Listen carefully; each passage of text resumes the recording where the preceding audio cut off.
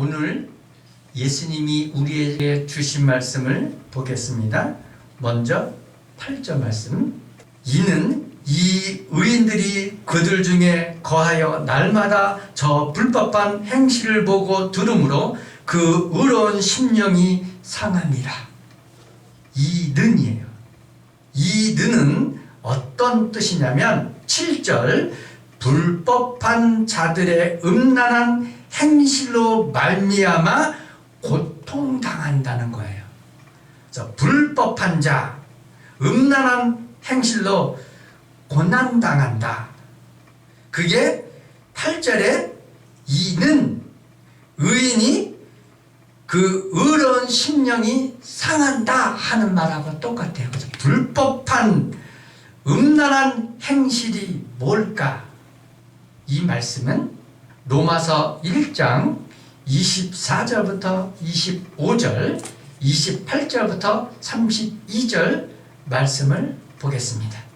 그러므로 하나님께서 그들을 마음의 정욕대로 더러움에 내버려두사 그들의 몸을 서로 욕되게 하였게 하셨느니 이는 그들이 하나님의 진리를 거짓 것으로 바꾸어 피조물을 조물주보다 더 경배하고 섬김이라. 주는 곧 영원히 찬송할 이시로다. 아멘. 28절 그들이 마음에 하나님 두기를 싫어하며 하나님께서 그들을 그 상실한 마음대로 내버려두사 합당하지 못한 일을 하게 하셨으니 곧 모든 불의, 추악, 탐욕, 악의가 가득한 자여, 시기, 살인, 분쟁, 사기, 악독 가득한 자여, 수근수근한 자여, 비방하는 자여, 하나님께서 미워하시는 자여, 능력하는 자여. 32절 그들이 이같이 일을 행하는 자는 사형에 해당한다고 하나님께서 정하심을 알고도 자기들만 행할 뿐 아니라 또한 그런 일을 행하는 자들을 옳다 하느니라. 이러한 말씀이 이는이라는 뜻이에요. 그래서 이는 의인이 그들 중에 거하여 날마다 불법한 행실을 보고 했을 때, 이런 불법한 행실을 봤을 때 의인이 어떨까요? 심령이 상해요. 여러분도 이 세상에 살면서 불의와 불법, 악독, 사기, 시기, 비방 이런 것들의 결과가 뭐죠? 법이 얘기했잖아요. 이러면 경찰서에 가서 수갑 차는 거. 이게 뻔히 다 알고 있어요. 그런데 그게 이 세상에 팡망하다 보니까 의로운 사람들이, 예수 믿는 사람들이 그걸 보고 이 심령에 타격을 받아요. 상함을 받는다. 고린도전서 15장 33절부터 34절 말씀에는 이렇게 기록되어 있습니다. 속지 말라. 악한 동무들은 선한 행실을 더럽히나니 깨어 의를 행하고 죄를 짓지 말라. 하나님을 알지 못하는 자가 있기로 내가 너희를 부끄럽게 하기 위하여 말하노라. 우리가 그 악한 그런 걸 보고 물들어요. 그러면 우리의 심령이 어떻게 된다? 상해, 슬퍼. 그래서 예수님이 우리의 체질을 아심으로 뭐 하신다? 기도하신다. 왜 기도해? 우리의 심령이 상하니까. 9절 주께서 경건한 자는 시험에서 건지실 줄 아시고 불의한 자는 형벌 아래 두어 심판날까지 지키시며. 주께서 경건한 자는 시험에서 건지실 줄 아시고, 이건 뭐예요?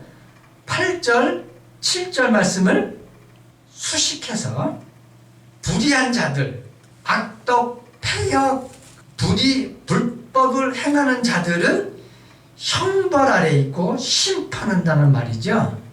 데살로니가 후서 1장 8절부터 9절 말씀을 통해서 보겠습니다. 하나님을 모르는 자들과 우리 주 예수의 복음에 복종하지 않는 자들에게 형벌을 내리시리니 이런 자들은 주의 얼굴과 그의 심의 영광을 떠나 영원한 멸망의 형벌을 받으리로다. 아멘. 자, 이렇게 불의와 불법을 행하는 자들, 이런 자들은 이 세상에서 구체적으로 드러나면 경찰서 가서 나중에 형이 확정되면 형무소 가는 것처럼 이 세상에 그런 법도 있듯이 하늘나라 가면 이거보다도 더 우리의 양심의 법, 이 양심이 우리를 고발해서 형벌 반드시 받는다, 심판받는다. 그렇기 때문에 예수가 우리를 위해서 죽으셨다. 여러분 이것을 자각해야 돼요. 지옥 반드시 있습니다. 이 세상에 형무소 있고 경찰서 유치장이 있듯이 우리가 죽으면 반드시 지옥이 있다는 사실. 그래서 우리가 예수 믿는 거예요. 10절 특별히 육체를 따라 더러운 정욕 가운데서 행하며 주관하는 일을 멸시하는 자들에게 형벌할 줄 아시느니라. 이들은 당돌하고 자궁하며 떨지 않고 영광 있는 자들을 비방하거니와. 갈라디아서 5장 19절부터 24절. 육체의 일은 분명하니 곧 음행과 더러운 것과 호색과 우상숭배와 주술과 원수 맺는 것과 분쟁과 시기와 분냄과 당 짓는 것과 분열함과 이단과 투기와 수치함과 방탕함과 또 그와 같은 것이라. 여기에서 벗어나는 인간이 있으면 나와보라 그러세요. 이런 사람들은 뭐라고요? 형벌할 줄 안다는 거예요. 그런데 이들이 하는 것이 뭐냐? 주관하는 일을 멸시하고 당돌하고 자궁하며 떨지 않고 영광 있는 자를 비방한다고 얘기해요. 주관자가 무슨 뜻이죠? 모든 것을 주관한다. 그래서 만물을 주관하는 자니까 이 세상을 창조하신 그분을 멸시한다. 신을 멸시한다는 거 여러분 멸시한 적 없죠? 저는 멸시했어요. 어떻게 멸시하는지 아십니까? 잘 생각해 보세요. 우리나라에 문재인 씨가 있는데 이 문재인 씨가 무섭고 두려우면 어떤지 아십니까? 저 사람이 잘못해도 입 딱 다물어야 돼. 왜냐하면 저 사람이 무서워서 내가 저 사람을 비방하거나 저 뒤에서 욕하면 나 잡혀가거나 뒤져서 모르게 어떤 위협 당할지 모른단 말입니다. 그런데 무서워하지 않으면 저까지 내가 욕한다고 네가 너랑 나랑 다른 게 뭐 있냐 하고 똑같이 얘기한다 이 말입니다. 너 내가 뽑았잖아 이렇게 얘기하죠. 근데 무서우면 아무 소리 못해요. 그러면 우리가 예수 믿는다 그러면서 내 소원이나 들어주고 하면 예수가 뭐죠? 내 종이잖아요. 주인하고 종하고 뭐죠? 주인은 내가 원하는 거 내 종에게 다 시키는 거예요. 이제 바꿔놓고 생각합시다. 나 잘 먹고 잘 살고 싶거든요. 그러면 뭐 하죠? 신, 나 축복해줘. 그래서 나 돈 많이 벌게 해줘. 이게 무슨 뜻이에요 이게? 주객이 전도된 거죠. 이렇게 주관한 일을 멸시한다. 그 다음에 당돌하게 영광 있는 자를 비방한다. 영광 있는 자가 뭐예요? 영광이란 뜻이 거룩이란 뜻이에요. 우리가 아는 그 영광, 글로리아 그런 뜻이 아니에요. 의로운 자가 하늘나라에 있는 게 영광이에요. 마가복음 3장 28절 말씀 한번 보겠습니다. 내가 진실로 너희에게 이르노니 사람의 모든 죄와 모든 모독하는 일은 사하심을 얻되 누구든지 성령을 모독하는 자는 영원히 사하심을 얻지 못하고 영원한 죄가 되느니라.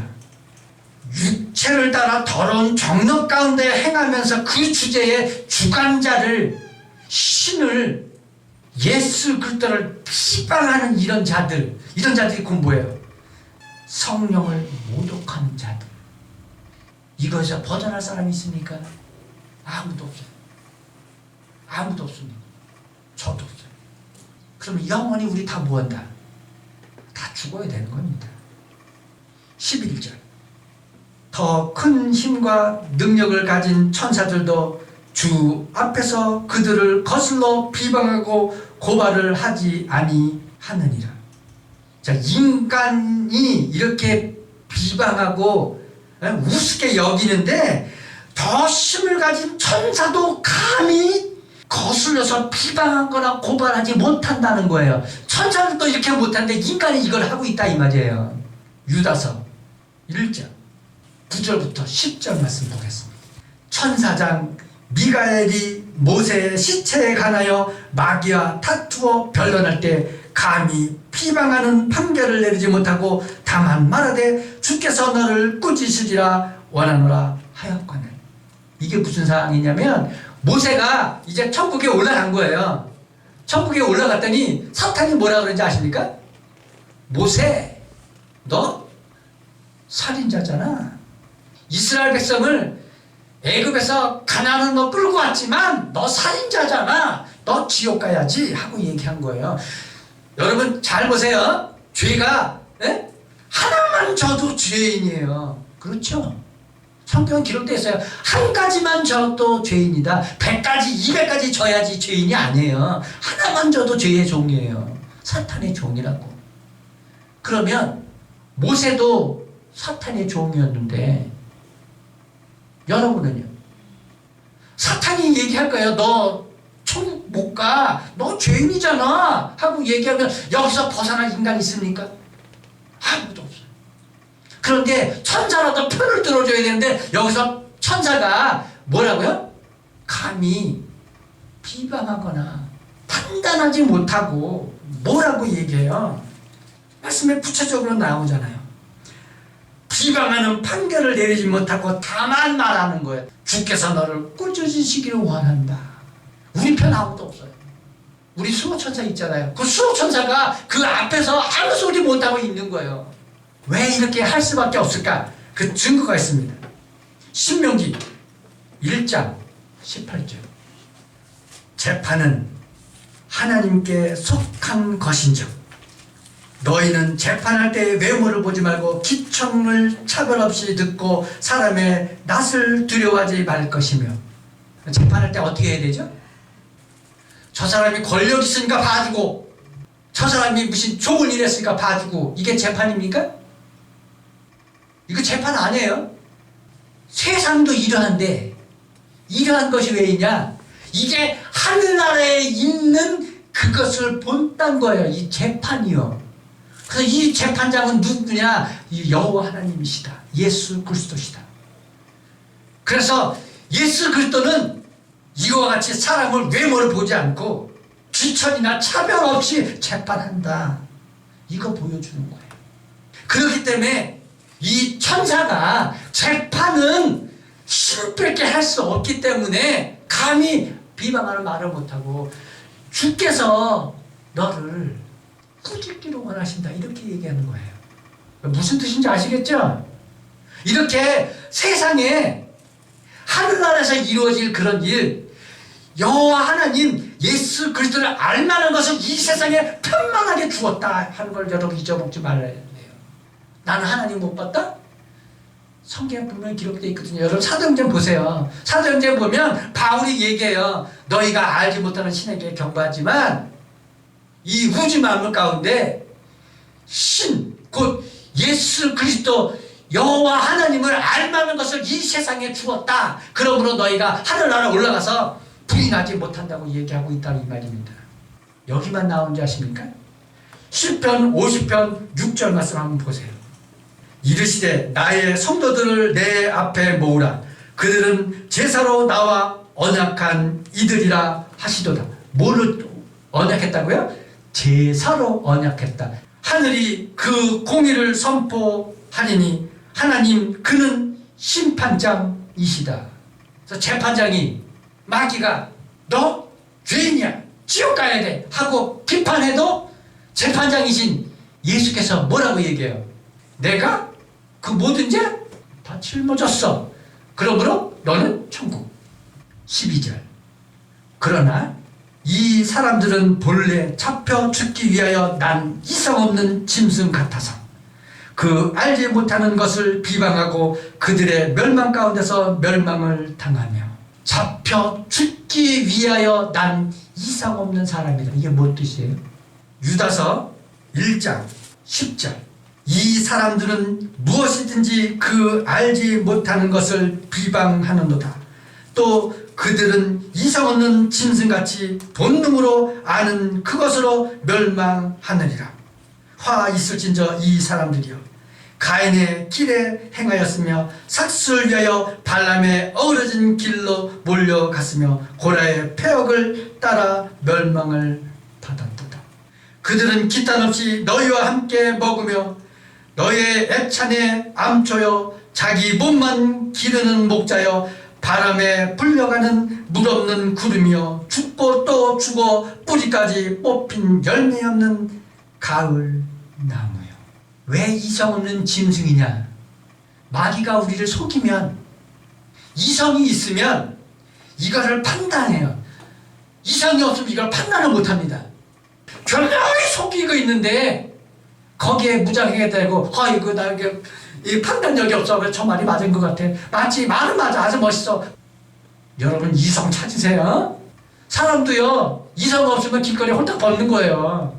이성 없으면. 이 절제 못하는 이거. 그래서 성령의 열매 중에 절제 열매가 있어요. 절제. 죄 앞에서 아무도 자유로울 수 없지만 내가 예수 믿으니까 내가 죄를 지면 예수님이 슬퍼하시니까 예수님이 나로 하여금 사탄을 대적하게 해서 죄로부터 멀게 하는 것, 또한 나 자체도 열심을 가지고 이건 죄야, 예수님이 싫어해, 그러니까 나 하지 않으려고 노력하는 이런 모습, 이런 게 이성 있는 자들이지. 어떡하지, 나 죄인이니까 그냥 가지. 그냥 청량하게 봤잖아요. 그런 불법 가운데 양심 하이 받았으니까 그대로 내버려 둔다. 육신의 정력 가운데 그냥 내버려 둔다 그러잖아요. 여러분, 내버려 두면 안 돼. 여러분, 정신 차려야 됩니다.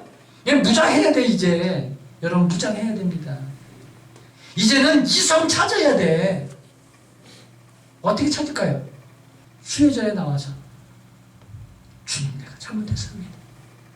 내게 힘과 용기를 주세요. 그래서 사탄을 대적할 수 있게 도와주세요. 그래서 내가 주의 이름을 영원하게 할 수 있도록 도와주십시오. 그런 모습 속에 네가 그리스도인이구나, 이런 소리가 나오는 거지. 보니까 아무 심파 없네. 그냥 렛츠고. 그게 거짓 선지자가 얘기하는 거예요. 렛츠고. 여러분, 렛츠고 하면 안 됩니다. 수습하십시오. 그리고 회개하십시오. 그리고 돌이키십시오. 13절. 불의의 값으로 불의를 당하며 낮에 즐기고 노는 것을 기쁘게 여기는 자들이니 점과 흠이라. 너희와 함께 연애할 때에 그들의 속임수를 즐기며 놀고.